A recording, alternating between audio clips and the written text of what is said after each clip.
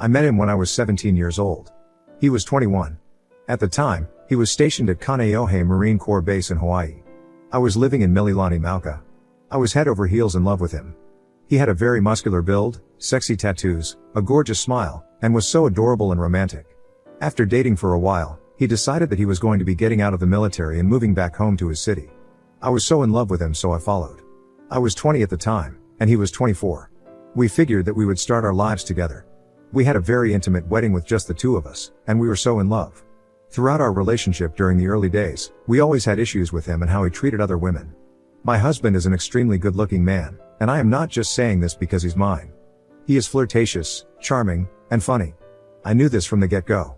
However, most of the time I could tell him to cut off the women I was concerned about, and he'd do it. Or at least he would tell me he would cut them off. Our marriage has become rocky recently.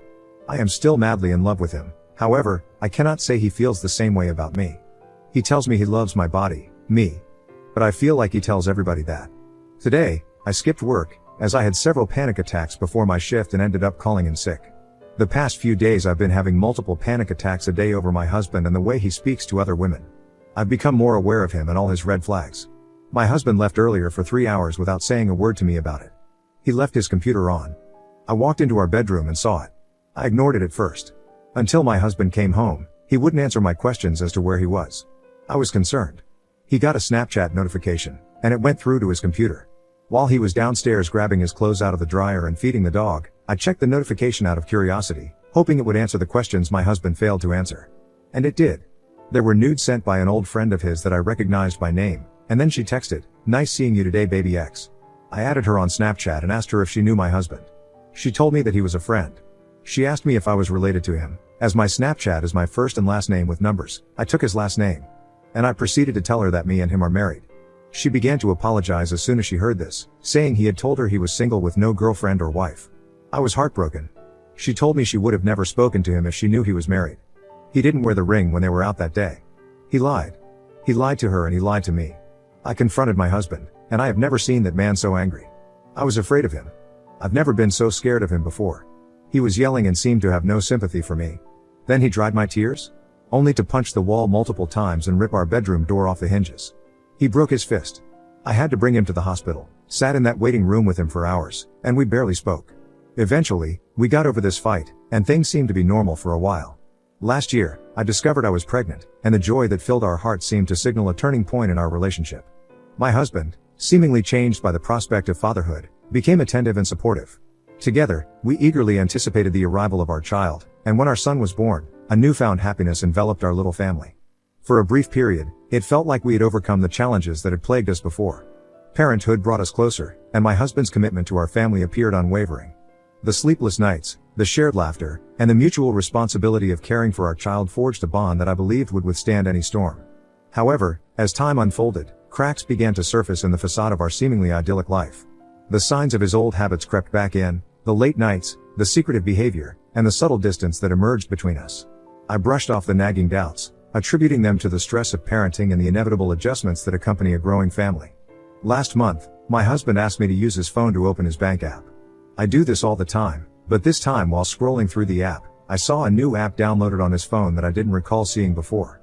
It was a calculator app, which I found strange considering he has an iPhone, and iPhones automatically come with a built-in calculator.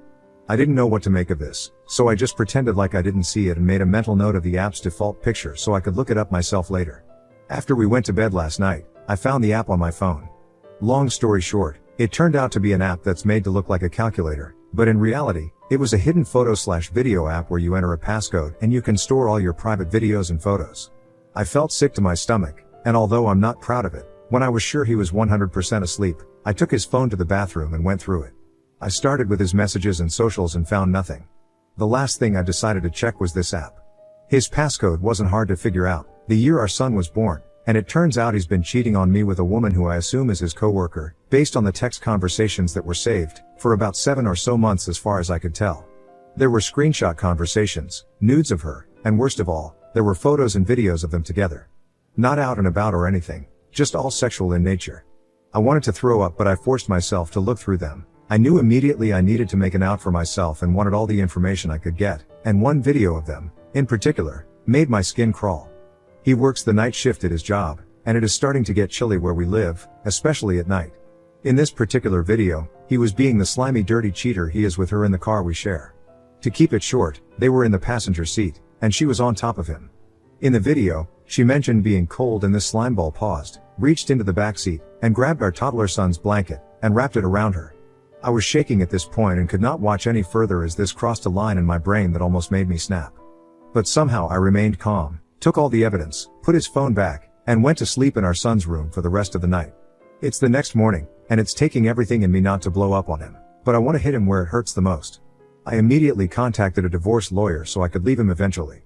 Meanwhile, I reached out to his parents, telling them about their cheating son. For context, my mother-in-law had been cheated on in her last relationship when she was married to my husband's birth dad. A few years later, when his birth dad had passed away because of cancer, she eventually met and married Sean, who had helped raise my husband since he was just a kid when his dad passed away. I knew that I needed to share the painful truth about their son's infidelity, a conversation I never imagined having. After making the call, we arranged to meet at their home, and as I stepped inside, the tension in the air was palpable. His parents greeted me with warm smiles, unaware of the storm I was about to unleash. I took a deep breath, gathering the strength to reveal the heartbreaking reality of their son's actions. Sitting down with them, I began with a heavy heart. I need to talk to you about something difficult. It's about your son, and I don't know how else to say it, but he's been unfaithful. The initial shock on their faces mirrored the shock I had felt upon discovering the betrayal.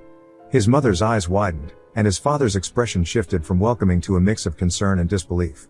I continued, laying out the evidence that exposed the affair, the pain evident in every word I spoke.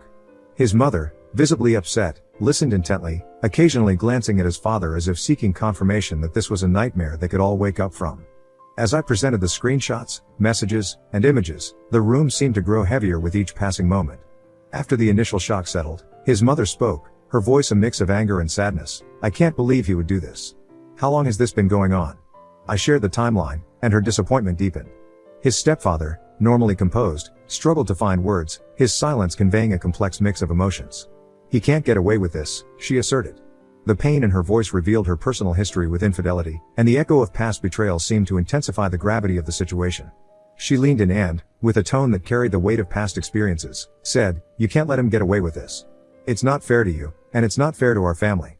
He has a son now and still chose to destroy this marriage. He needs to face the consequences of his actions." Her words hung in the air, urging me to take a stand against the betrayal. As the gravity of the situation settled in, she looked at me and suggested something that caught me off guard. What if we expose his affair on my 50th birthday? It's a gathering of our closest friends and family. It might sound extreme, but sometimes, the truth needs to be laid bare for everyone to see. Surprised by the proposal, I hesitated, unsure about the implications of such a public revelation. She continued, "I know it's unconventional, but sometimes, drastic situations call for unconventional measures. This way, he won't be able to deny or escape from what he's done."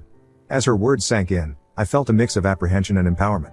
The idea of exposing the truth in such a public manner seemed daunting, yet I couldn't shake the feeling that it might be the only way to ensure he faced the consequences of his actions. Taking a deep breath, I agreed, "All right, let's do it. If that's what it takes to make him understand the gravity of his choices, then I'm willing to go through with it." With a nod, his mother assured me, "We'll support you every step of the way. He can't keep hurting you like this." Little did I know that her suggestion would set in motion a series of events that would ultimately reveal the truth to everyone gathered on that fateful 50th birthday celebration. In the days leading up to the party, I meticulously crafted a PowerPoint presentation that would expose his affair. But as I worked on it, I had a change of heart. Instead of focusing solely on the incriminating evidence, I decided to showcase the beautiful moments we had shared over the years. I sent the presentation to his parents, trusting them to share it at the party. I also diligently collaborated with my divorce lawyer so I could serve my husband with divorce papers during the party. It was a well thought out strategy to make the impact even bigger, making sure the consequences of his actions hit both emotionally and legally. Amidst the birthday celebration, the room brimmed with a festive atmosphere, blissfully ignorant of the storm brewing beneath the surface. As laughter and chatter echoed, my mother-in-law, the unsuspecting hostess, rose from her seat, commanding the attention of the room. With a genuine smile, she began her speech, expressing gratitude for the journey that had brought her to the milestone of turning 50. "Thank you all for being here today. It's a special day for me, reflecting on the ups and downs, the joys, and the challenges that have shaped these past 5 decades, she shared, her words casting a warm nostalgia over the gathering. As the crowd attentively listened, she shifted the focus toward my husband, the golden child in her narrative. "Now, let's talk about my son," she continued, a proud gleam in her eyes. I can't express how proud I am of the man he's become. He's achieved so much, and I'm especially grateful for the wonderful woman he's chosen to share his life with. The room buzzed with agreement, acknowledging the love and joy we had supposedly brought into each other's lives. It was a seamlessly crafted transition, luring everyone into a false sense of security before the unveiling of a harsh reality. However, as she spoke, her tone subtly shifted. "But life is not always as simple as we wish it to be," she began, her expression clouding with a mix of disappointment and determination. The air in the room tensed as she continued, "It pains me to say this, but I've recently discovered something about my son that has left me deeply disappointed." The room hushed, an uneasy silence settling in. The unexpected revelation hung in the air as she expertly navigated towards the PowerPoint presentation. "To truly understand what I'm talking about," she said, her voice steady, "I need you all to see for yourselves." With a few clicks, the screen transitioned, and the atmosphere shifted from celebratory to somber.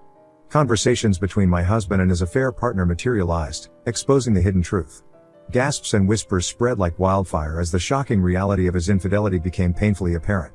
Throughout this revelation, my husband's initial composure wavered. His eyes widened in disbelief, and a subtle bead of sweat formed on his forehead. The room, once filled with celebration, now crackled with an uncomfortable energy. His mother, undeterred by the discomfort, forged ahead. "I never thought I'd see the day when my own son would follow in the footsteps of his bio dad, a man who hurt me deeply with his betrayal," she admitted, her disappointment palpable. The weight of her words lingered, casting a shadow over the room. Amid the unsettling revelation, my mother-in-law, with a steely resolve, decided to address another matter of utmost importance. "It's not just about exposing the truth," she declared, her gaze unwavering. "I've reached a milestone myself, turning 50, and it's prompted me to reevaluate certain aspects of my life." The room, still reeling from the shock of the affair unveiling, shifted its attention toward her. With a firm voice, she continued, "I've decided it's time to make some changes, starting with my will." The gravity of her words hung in the air, a subtle tension building as the guests exchanged curious glances. "As of today," she proclaimed, "I have updated my will, and I want to make it clear that my son will not be included in it." Gasps of surprise rippled through the room, mirroring the shockwaves of the preceding revelation. My husband's expression shifted from disbelief to a mix of hurt and confusion. She went on, her tone unwavering, "I've decided to leave everything to our grandson." The weight of her announcement settled, the implications echoing through the room. The crowd processed the significance of her choice, and a newfound tension permeated the atmosphere. Adding to the weight of the moment, his stepdad spoke up, his words cutting through the charged air. "I agree with her decision," he affirmed, his gaze firm. "Even my assets will be going to our grandson, not you." The room, already laden with tension, now bore witness to a unanimous declaration, leaving my husband grappling not only with the repercussions of his actions but also with the collective disapproval of those closest to him. I then stepped forward towards my husband, who looked like a deer caught in headlights, holding out the divorce papers to him. The room fell into a tense silence as all eyes shifted to the unfolding drama. His shock transformed into desperation as he attempted to plead and explain his actions, but the weight of the evidence left him struggling for words. "I can explain, please, just hear me out," he stammered, his voice filled with a desperate urgency. His eyes, once filled with confidence, now reflected a vulnerability that only intensified as the seconds ticked by.